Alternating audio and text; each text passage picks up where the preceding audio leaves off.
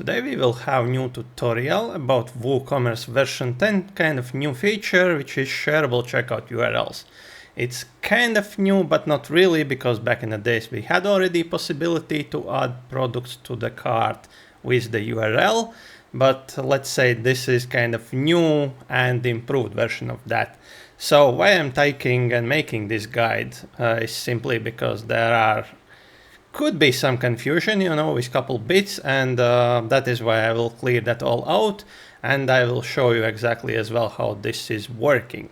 So first of all, why I'm doing this tutorial here, if you'll go to the original documentation for the WooCommerce, you will see that there are the new URL structure, how to add products and add coupon code to the cart. But if you will start scrolling down, you will notice that there is still figuring old add to cart URL, okay? That was back in the days. And they added already kind of new version, so there is somebody was probably quickly editing out and made couple mistakes, where it's coming to URLs. So that could lead, to confusion, and that could lead as well to the situation that the URLs are not working correctly. So I do believe that they will soon fix that up, okay? So now let's start first of all with the URL structure. So how does it all look? So first of all, of course, will be our website domain name. Then the next part here is checkout link. So this is a new part here because it can be a little bit confusing for somebody that they are asking kind of for you to provide your checkout URL slug or link in this case. Yeah. So that's really not the case, because by default the original link would be simply checkout without minus link. And if you will try to use that one, nothing really will be working, okay? So this structure here should be exactly as it is here. So you do not need to change this part here, leave it as it is, and only this way it will be actually working, because if your checkout URL slug as well is something different from this and you will try to use that one, it's not gonna work, okay? So that's important, and that is the confusion which could be for somebody. Then the next part where we had that kind of add to cart previously, now we have products. And then the next one equals, that's gonna be the product ID. So there we can use only product IDs. Okay, I'll show you that in a second, where we can find them. Maybe let's go to that first now. So if I will go to WooCommerce and products, let's close this down, and there you will see. So ID for this specific product is 1073. For this product, ID 818. So that's the one which I have in a URL. So I will be adding this specific product, okay? So that's how you can find. And for each product, as you can see, we have IDs, okay? So that's the ID for the product. And then we have and coupon. If we want to add coupon, that's optional. This part we could remove. And then this URL simply will be adding one product, which is 818 into the cart. But if we want to add as well, and this is new add-on here, which lets us add coupon as well, then we will be adding a coupon code, which is free in this case, okay? Now, let's get back actually to this URL part here.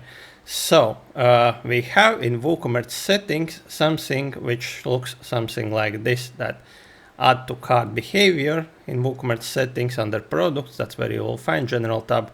We have this redirect to cart page after successful addition.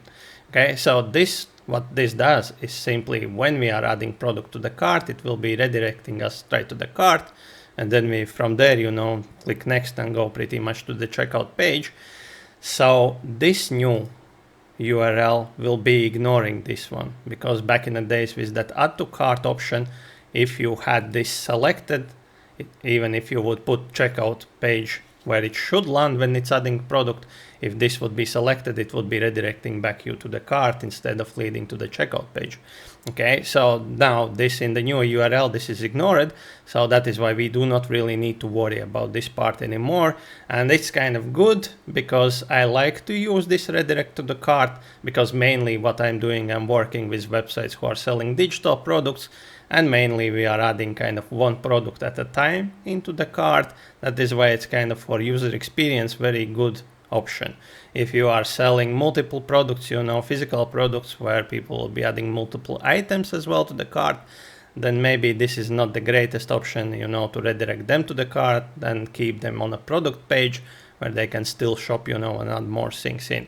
So that's about that. Now let's go back to the link. So this is what I will be adding in, and the coupon code which I will be adding. So let's go to the coupon tab, and there you can see. So I created a coupon code which is with the code free. So when you are creating a coupon code and you will be using cap locks, it doesn't matter in a code. You can use small or large letters. It will work any way. Okay, so it's not case sensitive. And where it's coming to the coupon type itself for discount, it matters here that you need to pay attention. So if you have a WooCommerce store with subscriptions available, okay, so you are using WooCommerce subscriptions, pay attention that subscription product coupon codes are different from the simple products, okay? So in this case, what's gonna happen, let's say if I created a percentage discount coupon and 100%, this coupon code will work as well with recurring product. But what's gonna happen, this discount will apply only to the first payment, which is happening at the checkout moment. All the rest of the recurring payments will be coming at a full price, okay? Now, if you will create a recurring product discount coupon code, and we'll try to apply that one now to the product, which is like simple product, one-time payment involved only, even if you have set in that coupon code that it should be like free forever, you know, as well, maybe percentage, that coupon code not gonna work for simple products, okay? Keep that in mind. So there are two types of coupons if you have subscriptions on your website, okay? So that's my coupon code. Percentage 100%, which means it should be giving for free. If we are giving for free, there will be no payments involved, and that's what I'm kind of after, yeah, okay, so in this demo. Okay, so now let's copy this URL again. So where we can use now this with this URL, we can create a buttons on a website, and with one click, you know, that's what's gonna happen. They will add this product to the cart and coupon will be applied automatically. Or most of the time, what you will be using, where you will be using those URLs is maybe on your email marketing emails as a clickable buttons or just as a links, you know, or you will be sharing them as well on social media like Facebook or whatever it's gonna be, you know. So kind of one-click solution, you know. Okay, now let's do that. I will now open that link which I just created, and let's see what's gonna happen. So now currently I'm acting on a website as a guest. So even if I have an account, most likely your user will be coming as a guest because he is logged out.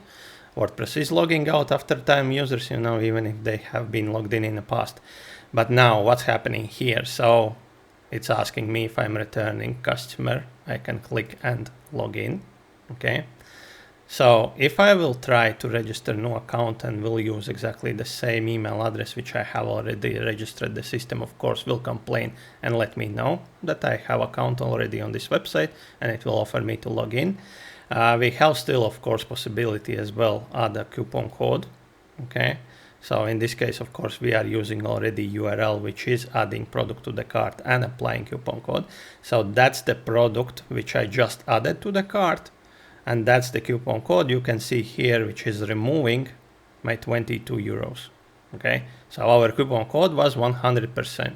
No matter what's going to be the price, it always should come out as a 0.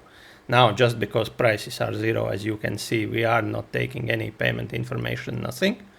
And all from here, I can just place an order where it's coming to billing details. As you can see, in most cases, I will try to strip out as much as possible, just to make our checkout process more user-friendly, because if we are selling digital products, we do not really need for their address until, of course, you need it for legal requirements, you know, or stuff like that. But most of the time, if we are selling digital products, asking for the first name, last name, and email address is more than enough. And then, of course, they are creating their own password, which we could create automatically for them, but I do like for people, let them to create their own password, because that way they most likely will remember what the password was on this website, okay?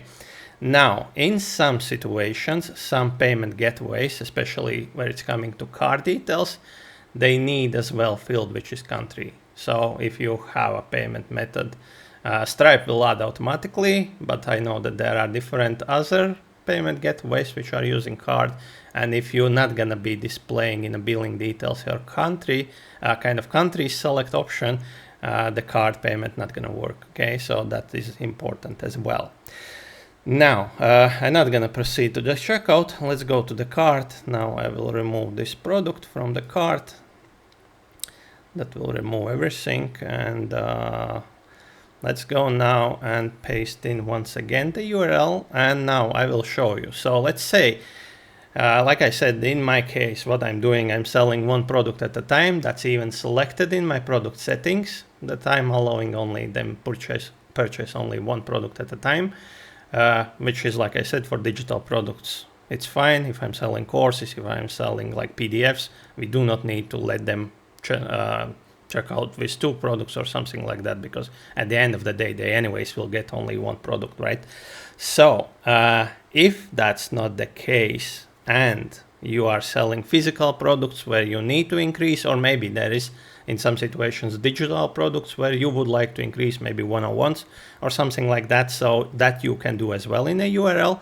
So all you need to do is pretty much you need to add symbol column, divider symbol, and then the quantity, how many items. So let's say, for example, 5.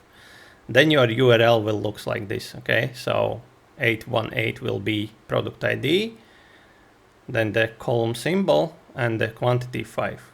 And then if you have a coupon code, this will follow after that as well. Okay, now we have possibility as well that we can add multiple products and apply coupon code as well. So let's go back to the products and let's pick one of the products, which is this one here. So this product ID is 1073. So 1073. So I need to give comma and 1073. Okay. So each product ID should be separated with comma.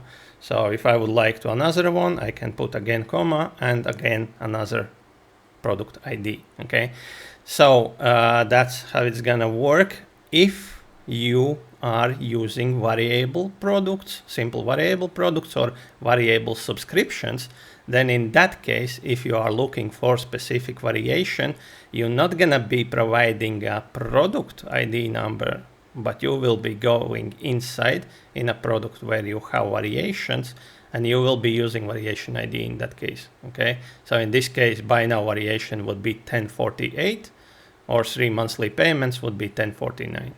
Okay, those IDs you would be using in this URL. Now that would be for variations, and again, each product ID or variation ID which you will be adding, like I said, you can always provide as well amount behind how many items of each ID there should be. Then your URL will look like this. So 818 would have 5 items in a cart added, and 1073 would have 2 items added in the cart. So now again, just because I'm selling one at a time, I will remove quantities and I will leave it like this. So now what's gonna happen? I will be adding to the checkout page 818 and 1073 product IDs, so 2 products, and I will be applying coupon code free. Now let's hit enter. And as you can see, I added again my previous product, which is 818, and 1073 as well is added, both quantity 1, and you can see total would be 44, applying coupon free, and that's taking away full amount total, which we had subtotal, and our total will be 0. And again, I just provide my details and I can place an order. So that's how it's working. That's how simply you can create one-click custom URLs. You know, like I said, you can embed them then in buttons or anywhere in a clickable text, you know, or just provide as a URL as it is. So I hope you enjoy this tutorial. If you want to see more, consider to subscribe, and I will see you on the next one.